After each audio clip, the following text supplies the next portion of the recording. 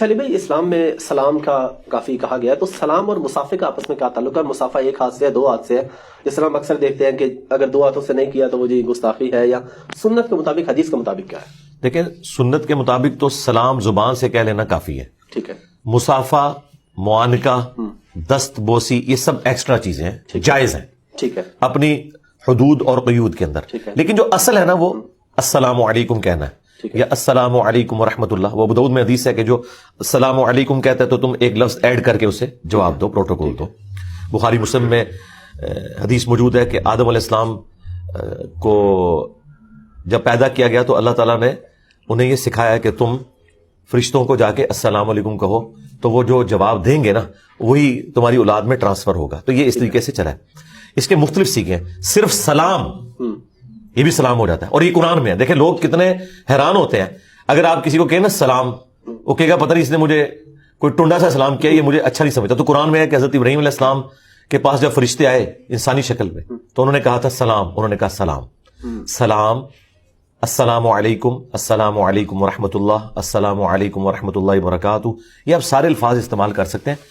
تو یہ بیسیکلی دعا ہے، اور اس دعا کی برکت آپ دیکھیں، نبی علیہ السلام نے فرمایا کہ میں تمہیں ایک ایسی چیز سکھاتا ہوں کہ جس سے تم آپس میں باہمی محبت میں بن جاؤ گے، اور وہ یہ ہے کہ سلام کو عام کرو.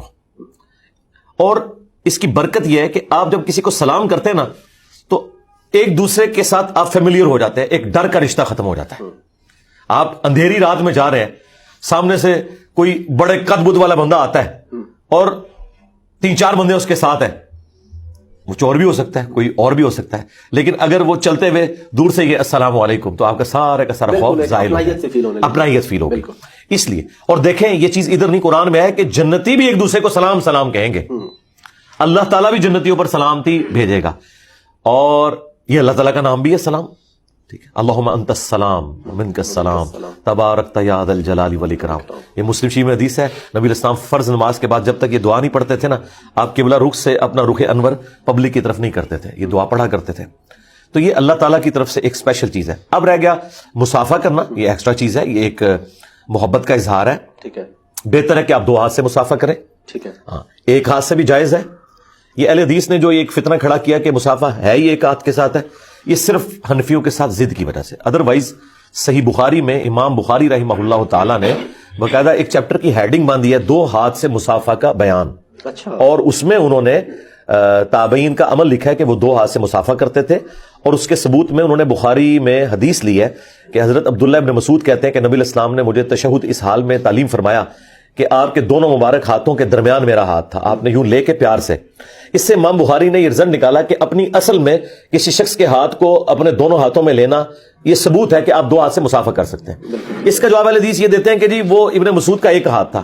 ہم کہتے ہیں آپ گمان کر سکتے ہیں کہ اللہ کے نبی نے آپ کا ہاتھ پکڑا ہو اور دوسرا اپنے سائڈ پہ رکھا ہو، آپ تو کہیں کہ میں تو دل بھی نکال کے نیچے رکھ دوں. تو یہ تو بعید ہے صحابہ کرام کے اخلاق سے. یقیناً دونوں نے ایک دوسرے کو 2 ہاتھ سے کیا، اور اس سے بڑھ کر امام بخاری نے یہ فارم نکالا. پھر امام بخاری نے ایک کتاب لکھی الادب المفرد، وہ ہے ہی آداب پہ. اس میں صحیح سند کے ساتھ یہ حدیث ہے. شیخ البانی، شیخ زبیر الزئی جو اہل حدیث کے ہاں ایک بڑے محققین ہیں، دونوں نے اس کی صحت کو صحیح کہا کہ سلمہ ابن اکوع کو 2 تابعین ملنے کے لیے گئے، تو انہوں نے اپنے 2 ہاتھ یوں ان کے سامنے نا گفتگو کے دوران ہی نا کوئی بات آئی تو انہوں نے کہا یہ ہے میرے وہ 2 ہاتھ جن سے میں نے نبی علیہ السلام کے ساتھ مصافحہ اور آپ کے ہاتھ پہ بیعت کی. تو وہ تابعین ایک دم کھڑے ہو گئے، یعنی وہ تو ان کے ہوش ہی اڑ گئے نا، کہ یعنی وہ جس طریقے سے اظہار کرتے انہوں نے ان کے ہاتھ کو پکڑا اور چوما. یہ اصل ہے کہ آپ کسی بزرگ کے ہاتھ کو چوم سکتے ہیں جو اپنی عبادت نہ کرواتا ہو، کوئی بڑا ہو، آپ کا ٹیچر ہو، آپ کی والدہ ہے، آپ کے والد ہیں، لیکن اس میں آپ نے حد رکوع نہیں جھکنا، آپ نے اس کے ہاتھ کو بلند کرنا ہے. آپ دیکھیں غامدی صاحب سے میری 2020 میں ملاقات ہوئی تو وہ میری ایک ویڈیو کافی ایک تصویر وائرل ہوئی، اس پہ کچھ علماء نے بھی کہا کہ دیکھو جی کس بندے کے ہاتھ یہ چوم رہا ہے، اور ہمیں تو یہ کہتا ہے کہ میں تو میرے بھائی بریلوی دیوبندی اہل حدیث علماء کے بھی ہاتھ چومتا ہوں. ٹھیک ہے، لیکن حد رکوع نہیں جھکنا، اس کو اٹھائیں، اس لیول پہ لے کے آئیں کہ آپ کے ہاتھ گھٹنے تک نہ پہنچے، چومیں. یہ بھی سنت ہے، یعنی صحابہ کرام کی سنت ہے. ترمذی ابو داؤد میں موجود ہے کہ کچھ یہودی نبی علیہ السلام کو ملنے ہیں، انہوں نے سوال و جواب شروع کیے تو وہ اتنے امپریس ہوئے کہ انہوں نے رسول اللہ کی تصدیق کی اور نبی علیہ السلام کے ہاتھ اور پاؤں بھی چومے. لیکن پاؤں چومنے کا جو پروٹوکول ہے نا، یہ صرف پروفٹ کے لیے ہے، بعد میں کسی کے لیے یہ ثابت نہیں کہ کسی نے اس طرح پاؤں چومے ہو. البتہ ہاتھ چومنا، 2 ہاتھ سے مصافحہ کرنا، 1 ہاتھ سے مصافحہ کرنا، یہ سارے طریقے درست ہیں، یہ آپ کر سکتے ہیں.